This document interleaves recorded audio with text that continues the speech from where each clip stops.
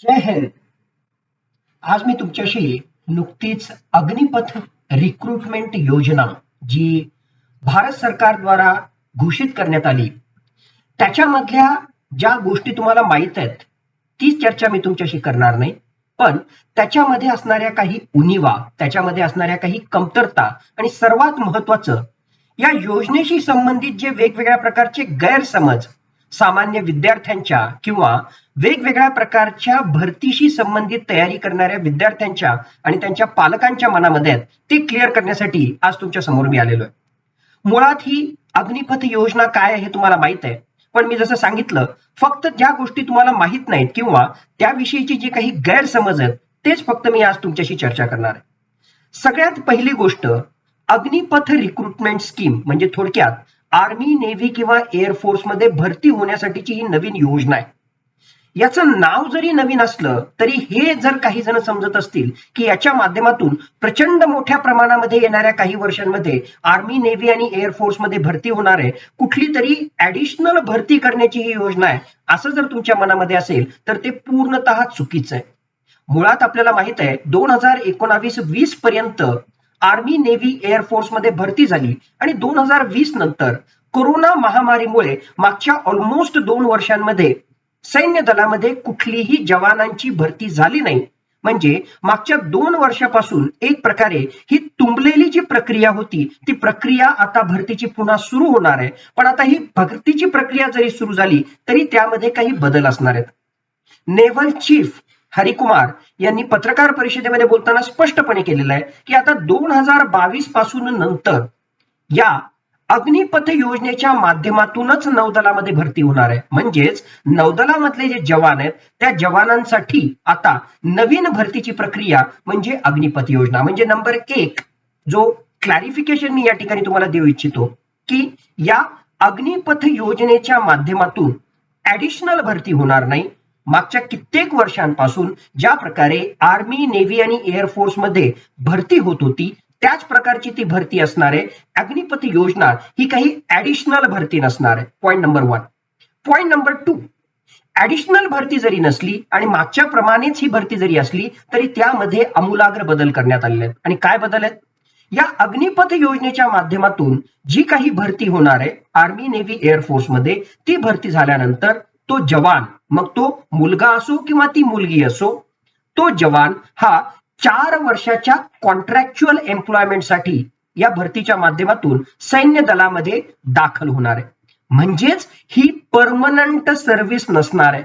सुरुवातीला तो आल्यानंतर त्याला 4 वर्षाची ही सर्व्हिस त्या ठिकाणी भेटणार आहे आणि 4 वर्षानंतर साधारणतः जितके मुलं भरती झाले होते त्यापैकी 25% म्हणजे 1/4 जे उमेदवार आहेत ज्यांचा मागच्या 4 वर्षांमध्ये परफॉर्मन्स खूप चांगला राहिलेला आहे आणि ज्यांना सैन्य दलामध्ये नोकरी कंटिन्यू करायची आहे, असे फक्त एकूण उमेदवारांपैकी, एकूण सिलेक्ट झालेल्या उमेदवारांपैकी फक्त 25% उमेदवार हे 4 वर्षांनंतर सैन्य दलामध्ये ऍब्झॉर्ब करून घेतले जातील. म्हणजेच थोडक्यात त्यांना परमनंट नोकरी मिळेल. मग साधारणतः 15 वर्षापर्यंतचा पर्सन्स बिलो ऑफिसर्स रँक किंवा या सैनिकांसाठी जो आहे पुढचा आणखीन 11 वर्षांचा कालावधी किंवा जर त्यांचा रँक हायर असेल तर त्यापेक्षा जे आहे जास्त कालावधी त्यांना सैन्य दलामध्ये नोकरी करण्यासाठी मिळू शकणार आहे. म्हणजे पॉइंट नंबर 2 जो मी या ठिकाणी सांगू इच्छितो की एकूण भरती झालेल्या उमेदवाराच्या फक्त 25% उमेदवार, फक्त 25% सैनिक हे 4 वर्षानंतर सैन्य दलामध्ये ऍब्झॉर्ब करून घेतले जातील. त्यांना जे आहे एक प्रकारे कायमस्वरूपी नोकरी त्या ठिकाणी देणार आहे. पॉइंट नंबर 1 मी सांगितला की ही काही ऍडिशनल भरती नाही. Point number 2, it's a contractual employment for 4 years आणि 4 वर्षानंतर जे आहे फक्त 25% जवान हे आर्म फोर्सेस मध्ये त्या ठिकाणी सामावून घेतले जातील. पॉइंट नंबर 3, साधारणतः आतापर्यंत जी जवानांशी संबंधित प्रशिक्षणाची पद्धती होती त्यामध्ये साधारणतः 18 ते 22 महिन्यांपर्यंतचा त्यांचा प्रशिक्षणाचा कालावधी होता. रफली 2 वर्षांचा त्यांचा प्रशिक्षणाचा कालावधी असायचा. पण आता या अग्निपथ योजनेच्या माध्यमातून एकदा का उमेदवार आर्म्ड फोर्सेसमध्ये सैन्य दलामध्ये भरती झाला की सुरुवातीचा त्याचा प्रशिक्षणाचा कालावधी हा 6 महिन्यांचा असणार आहे. या 6 महिन्यांच्या कालावधीपैकी साधारणतः 2 आठवडे हा उमेदवाराचा त्याच्या युनिट मधला प्रशिक्षणाचा कालावधी असणार आहे आणि बाकीचा उरलेला कालावधी हा त्याच्या ट्रेनिंग सेंटरमध्ये असणार आहे. म्हणजेच थोडक्यात 22 महिन्यांची ट्रेनिंग ही कमी करून आता सरळ सरळ 6 महिन्यांवर आणलेली आहे. आणि इथेच प्रश्न निर्माण होतो. आता मला त्याच्या जे आहेत प्रत्येक आर्ग्युमेंटच्या पॉझिटिव्ह आणि निगेटिव्ह मध्ये जायचं नाही, पण एक शंका या ठिकाणी व्यक्त केली जाते की आतापर्यंत 2 वर्षाच्या खडतर प्रशिक्षणामधून भारतीय सैन्य दलातला जवान हा त्या ठिकाणी तयार व्हायचा, आता फक्त 6 महिन्यांमध्ये खरोखरच एका सिव्हिलियन युवकाला म्हणजे सामान्यतः नागरिकांमधून युवकांमधून आलेला, ज्याला कुठलाही बॅकग्राऊंड आर्म फोर्सेसचा नाही, अशा युवकाला 6 महिन्यांमध्ये आर्म्ड फोर्सेसच्या रिलेटेड पूर्णच्या पूर्ण ट्रेनिंग देणं शक्य आहे का? आणि त्याच्या माध्यमातून खरोखरच ज्याला आपण म्हणतो ऑपरेशनल इफेक्टिव्हिटी, आपल्या सैन्य दलाची क्षमता, फायटिंग स्पिरिट हे कुठेतरी कॉम्प्रोमाइज होणार आहे का? अशा प्रकारचे सुद्धा प्रश्न त्या ठिकाणी उभे केले जात आहेत. म्हणजे पॉइंट नंबर 3 मी सांगितला की ट्रेनिंगचा कालावधी हा सुरुवातीला फक्त 6 महिन्यांचा असणार आहे आणि उरलेला 3.5 वर्षांचा जो कालावधी असणार आहे त्यामध्ये तो सैनिक वेगवेगळ्या ठिकाणी पोस्ट केला जाणार आहे. पॉइंट नंबर 4, अग्निपथ योजनेमधून जे जवान या ठिकाणी सिलेक्ट होतील तर या जवानांची नियुक्ती कुठे होईल? या जवानांची नियुक्ती ही आतापर्यंत ज्या प्रकारे या अग्निपथ योजनेच्या आधी जशा प्रकारची रिक्रुटमेंट व्हायची आणि ती झाल्यानंतर त्या जवानाला फील्ड लेवलमध्ये किंवा पीस लेवलमध्ये किंवा हेडक्वार्टरमध्ये कुठेही पोस्ट केलं जाऊ शकायचं, त्याच प्रकारे अग्निपथ योजनेमधून आलेले जवान सुद्धा फील्ड लेवलवर सुद्धा असतील. म्हणजे तुम्हाला ते जम्मू काश्मीरमध्ये सुद्धा दिसतील, तुम्हाला जे आहे ते नॉर्थ ईस्टर्न स्टेटमध्ये सुद्धा दिसतील, तुम्हाला भारत चीन सीमेवर सुद्धा दिसतील, तुम्हाला ते भारत पाकिस्तान सीमेवर सुद्धा दिसतील. म्हणजेच या अग्निपथ जवानांच्या डिप्लॉयमेंट मध्ये त्यांचं जे आहे युटिलायझेशन करण्यामध्ये भारतीय सेना ही त्या प्रकारे फील्ड लेवलवर त्याचबरोबर वेगवेगळ्या प्रकारच्या युनिट्समध्ये त्यांचं जे आहे एक प्रकारे डिप्लॉयमेंट त्या ठिकाणी करणार आहे. हे फक्त फायटिंग स्पिरिट मध्ये नसणार आहेत. आर्म फोर्सेसमध्ये जे वेगळ्या प्रकारचे आर्म्स अँड सर्व्हिसेस असतात, म्हणजे इन्फंट्री आहे, आर्टिलरी आहे, सर्व्हिस कोर, सप्लाय कोर त्या ठिकाणी आहे, ईएमई आहे, हे वेगवेगळ्या प्रकारचे जे ब्रांचेस आहेत त्या ब्रांचेसमध्ये सुद्धा अशा प्रकारच्या अग्निपथ योजनेच्या माध्यमातून एक प्रकारे जे आहे रिक्रुटमेंट त्या ठिकाणी होणार आहे.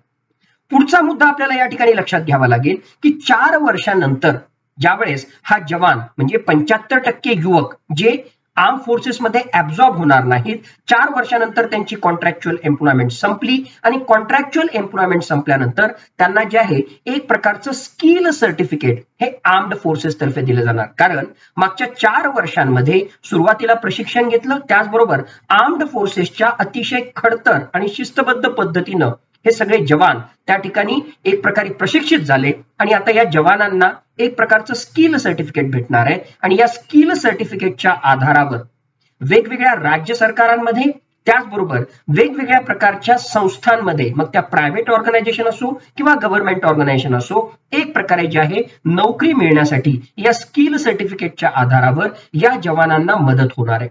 भारत सरकारनं या पत्रकार परिषदेमध्ये असं सांगितलं की वेगवेगळ्या राज्य सरकारांशी चर्चा केल्यानंतर राज्य सरकारांनी सांगितलं की अशा प्रकारे तावून सुलाखून निघालेला, अशा प्रकारे शिस्तबद्ध आर्म्ड फोर्सेसच्या मुशीतून निघालेला जवान हा नक्कीच आम्हाला राज्य सरकारच्या वेगवेगळ्या कार्यालयामध्ये किंवा वेगवेगळ्या प्रकारच्या डिपार्टमेंट्समध्ये त्यांची सर्व्हिस आम्हाला त्या ठिकाणी घेता येईल. म्हणजे 4 वर्षानंतर काय, तर त्याचं उत्तर वेगवेगळ्या क्षेत्रातल्या गव्हर्नमेंट त्याचबरोबर सेमी गव्हर्नमेंट ऑर्गनायझेशन मध्ये या युवकांना नोकरीची संधी त्या ठिकाणी प्राप्त होऊ शकते. पुढची एक खूप मोठी भीती या योजनेच्या माध्यमातून जी बोलली जाते, लक्षात घ्या, ही फक्त 4 वर्षासाठीची नोकरी 75% युवकांना त्या ठिकाणी मिळते आणि सिलेक्टेड उमेदवारांपैकी 25% उमेदवार हे पुढे कंटिन्यू करतायत. मग उरलेले हे जे 75% युवक आहे, म्हणजे थोडक्यात जर सांगायचं असेल तर आज घडीला भारत सरकार म्हणतंय सुरुवातीला साधारणतः 45,000 युवकांना आम्ही या अग्निपथ योजनेच्या माध्यमातून नोकऱ्या देणार आहोत. रफली आपण कॅल्क्युलेशनसाठी पकडू 50,000. म्हणजे या 50,000 युवकांपैकी साधारणतः 10,000 युवक हे 4 वर्षानंतर आर्म्ड फोर्सेसमध्ये एक प्रकारे ऍब्झॉर्ब होतील, त्यांना परमनंट नोकरी मिळेल आणि उरलेले 40,000 जवान प्रत्येक वर्षी हे 4 वर्षानंतरच्या कालावधीनंतर पुन्हा सिव्हिलियन लाईफ मध्ये पुन्हा एकदा जे आहे त्यांच्या घरी त्यांच्या राज्यामध्ये आपलं काम करण्यासाठी परत येतील. आता हे आपण समजा की हे जे जवान आहेत हे मागच्या 4 वर्षांमध्ये प्रशिक्षित झालेले आहेत, म्हणजेच त्यांना आर्म्ड फोर्सेसशी रिलेटेड वेगवेगळ्या प्रकारचे हत्यार चालवणं त्याच्याशी संबंधित सिस्टमॅटिकली प्रशिक्षण मिळालेलं आहे. त्यांना मागच्या 4 वर्षांमध्ये दहशतवाद्यांशी त्याचबरोबर वेगवेगळ्या प्रकारच्या नॅशनल सिक्युरिटीशी संबंधित खतरा असणाऱ्या वेगवेगळ्या प्रकारच्या खतऱ्यांशी त्यांचा मुकाबला झालेला आहे. म्हणजेच ज्यांना वेगवेगळ्या प्रकारच्या हत्यारांचं शस्त्रास्त्रांचं प्रशिक्षण मिळालेलं आहे, असे युवक 4 वर्षानंतर सिव्हिलियन लाईफ मध्ये त्या ठिकाणी येतील. आणि मग अशा प्रकारच्या युवकांना जर योग्य प्रकारे दिशा मिळाली नाही, गॉड फॉरबिड, हेच युवक जे आहे जर चुकीच्या मार्गाने त्या ठिकाणी गेले तर अशा प्रकारचा ज्यांना हत्यार चालवता येतात, ज्यांना जे आहेत गोळ्या मारता येतात, ज्यांना जे आहे वेगवेगळ्या प्रकारच्या प्रशिक्षणाच्या माध्यमातून अतिशय खतरनाक असे कामं त्या ठिकाणी करता येतात, हे युवक जर देशविघातक शक्तींच्या हाती लागले, नक्षलाईटच्या हाती लागले, पाकिस्तानच्या हाती लागले किंवा वेगवेगळ्या प्रकारच्या धार्मिक भावनांना रंग देणाऱ्या वेगवेगळ्या प्रकारच्या संस्थांच्या हाती लागले तर अतिशय मोठ्या प्रमाणावर सामाजिक अशांतता किंवा देशाला खतरा निर्माण करण्यासाठी प्रत्येक वर्षी अशा प्रकारचे हजारो युवक हे अँटी नॅशनल एक प्रकारे शक्तींच्या हातामध्ये येऊ शकतात. म्हणजेच थोडक्यात 4 वर्षानंतर अशा प्रकारच्या प्रशिक्षित युवकांना योग्य ती दिशा देणं हे अत्यंत महत्वाचं आहे. ऑर अदरवाईज अशा प्रकारचे जे गन चालवू शकतात, अशा प्रकारचे युवक हे भारताच्या सुरक्षिततेसाठी आणि भविष्यासाठी खूप मोठा खतरा निर्माण होऊ शकतात. एक छोटंसं उदाहरण देतो. अमेरिकेमध्ये सध्या सर्वात मोठा जो प्रॉब्लेम सुरू आहे दॅट इज गन व्हायलन्स. त्या ठिकाणी अतिशय सहजगत्या कोणालाही त्या ठिकाणी बंदूक मिळते आणि त्या बंदुकीचा वापर करून तिथले शालेय विद्यार्थी, तिथले महाविद्यालयीन विद्यार्थी, तिथले युवक हे जे आहेत कित्येक निष्पाप लोकांचा जीव घेत आहेत.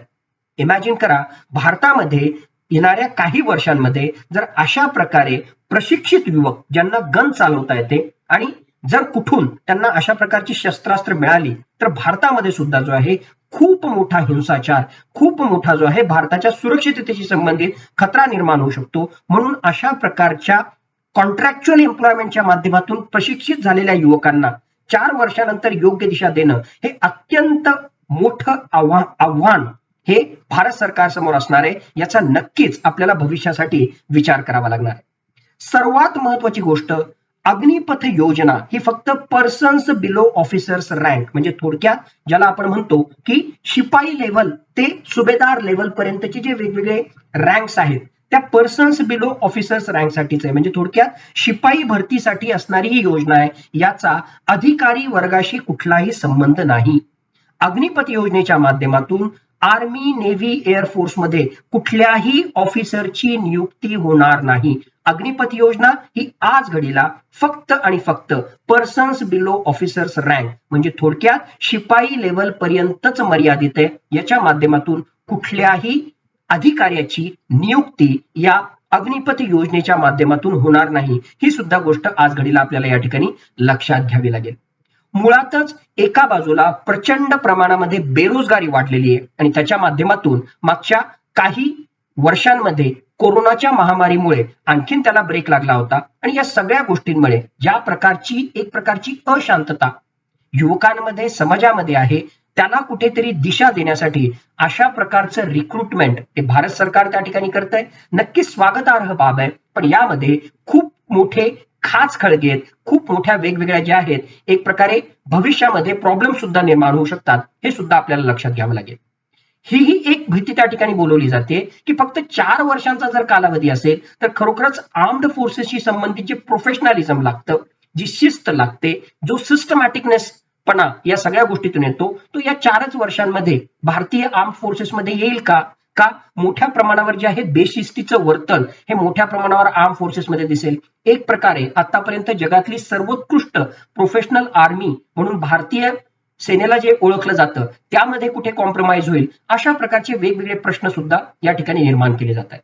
एक महत्वाची गोष्ट जी बऱ्याच लोकांनी जी आहे या ठिकाणी मिस केली असेल की आतापर्यंत जे आहे साधारणतः आर्मीच्या रिक्रुटमेंटमध्ये काय व्हायचं, साधारणतः जीडी सोल्जर्स आपण ज्याला म्हणतो जनरल ड्युटी सोल्जर्स त्यांचाच भरणा जास्त असायचा. अग्निपथ योजनेची जी खासियत आहे की या जीडी सोल्जर्सच्या सोबतीलाच वेगवेगळ्या ट्रेड्स त्याच्याशी संबंधित सुद्धा अपॉइंटमेंट त्या ठिकाणी होणार आहे आणि सगळ्यात महत्वाचं जे ITI चे विद्यार्थी असतात, ज्यांनी पॉलिटेक्निक केलेलं आहे असे विद्यार्थी आहेत, म्हणजेच वेगवेगळ्या स्किलशी संबंधित, मग तो इलेक्ट्रिशियन असेल, फिटर असेल, वेगवेगळ्या प्रकारची जी स्किल आहेत, मग अशा स्किलफुल पर्सनचा सुद्धा जे आहे भारतीय सेनेमध्ये येणाऱ्या काळामध्ये प्रचंड प्रमाणामध्ये उपयोग करून घेण्यात येणार आहे. आणि आता या अग्निपथ योजनेच्या माध्यमातून असे ITI उत्तीर्ण विद्यार्थी असतील किंवा पॉलिटेक्निकशी संबंधित विद्यार्थी असतील किंवा वेगवेगळ्या प्रकारच्या टेक्नॉलॉजीमध्ये पारंगत असणारे जे विद्यार्थी असतील, अशा युवकांना सुद्धा नक्कीच या अग्निपथ योजनेच्या माध्यमातून प्रचंड प्रमाणामध्ये आर्म्ड फोर्सेसमध्ये नोकरीच्या संधी प्राप्त होणार आहेत. या 4 वर्षानंतर साधारणतः त्याच्या पगाराशिवाय 11.5 लाख रुपयाचा एक प्रकारचा सेवा निधी हा या युवकाला प्राप्त होणार आहे. थोडाफार पैसा या 4 वर्षामध्ये नक्कीच त्या युवकाच्या आणि त्या युवकाच्या कुटुंबासाठी कामाचा ठरणार आहे. आणि जर या 4 वर्षांमध्ये दुर्दैवाने जर त्याला अमरत्व प्राप्त झालं, आपल्या देशाच्या रक्षणासाठी जर त्याला अमरत्व प्राप्त करावं लागलं, तर 48 लाख रुपयाचा एक प्रकारचा नॉन कॉन्ट्रीब्युटरी इन्शुरन्स सुद्धा भारत सरकार त्या युवकाला त्याच्या फॅमिलीला जो आहे तो प्रदान करणार आहे. म्हणजे नक्कीच एक प्रकारे जे आहे या 4 वर्षांच्या सर्व्हिसमध्ये या युवकाला एक प्रकारे पैसा, एक प्रकारे जे आहे त्याला इन्शुरन्स प्राप्त होणार आहे. पण सर्वात महत्वाची गोष्ट, फक्त 4 वर्षाचा कालावधी आहे.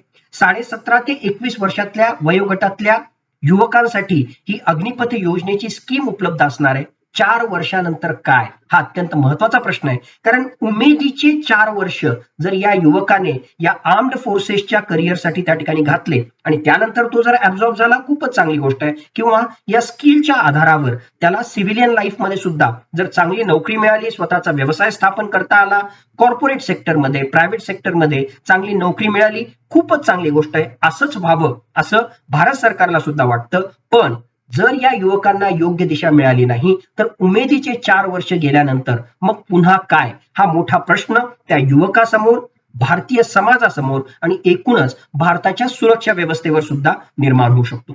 या योजनेची आणखीन एक महत्वाची गोष्ट जी मिस केलेली आहे, की या योजनेच्या माध्यमातून आतापर्यंत नेव्हीमध्ये PBOR रँक मी जे सांगितले, की हे नेव्हल सेलर जे असतात त्यामध्ये फक्त पुरुषांचीच निवड व्हायची. त्या ठिकाणी महिलांना जे आहे स्थान नव्हतं. नौदलामध्ये फक्त महिलांना अधिकारी पदावर स्थान होतं.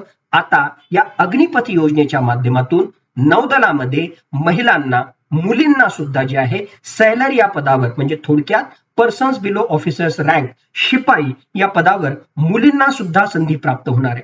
म्हणजे आज घडीला जर आपण घेतलं तर मुली या अधिकारी पदावर तर जे आहे आर्मी, नेव्ही, एअरफोर्स मध्ये जे आहेत सिलेक्ट होत आहेत. पण आता भविष्यामध्ये या योजनेच्या माध्यमातून आर्मी मधलं कोर ऑफ मिलिटरी पोलीस असो, एअरफोर्स असो किंवा नौदलामध्ये सुद्धा मुलींना लोअर रँक मध्ये 10वी पास, 12वी पास या आधारावर आर्मी, नेव्ही, एअरफोर्स मध्ये मुलींना सुद्धा वेगवेगळ्या प्रकारच्या संधी निर्माण होणार आहेत.